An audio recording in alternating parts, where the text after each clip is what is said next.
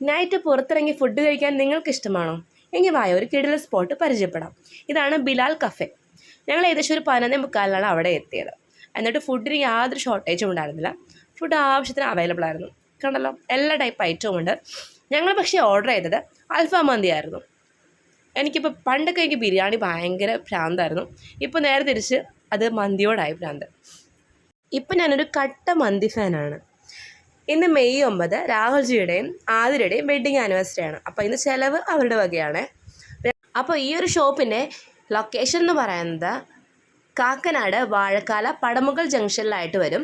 നല്ല കിടിലൻ ആംബിയൻസിൽ ഇരുന്ന് നല്ല ഫുഡ് കഴിക്കാൻ പറ്റിയ നല്ലൊരു ബെസ്റ്റ് സ്പോട്ട് തന്നെയാണ് ബിലാൽ കഫേ. അപ്പോൾ ഇതുപോലെ നൈറ്റ് ഫുഡ് അടിക്കാൻ പറ്റിയ കിടിലൻ സ്പോട്ട് പരിചയമുള്ള ആൾക്കാർ തീർച്ചയായിട്ടും താഴെ കമൻറ്റ് ചെയ്യാൻ മറക്കരുത്.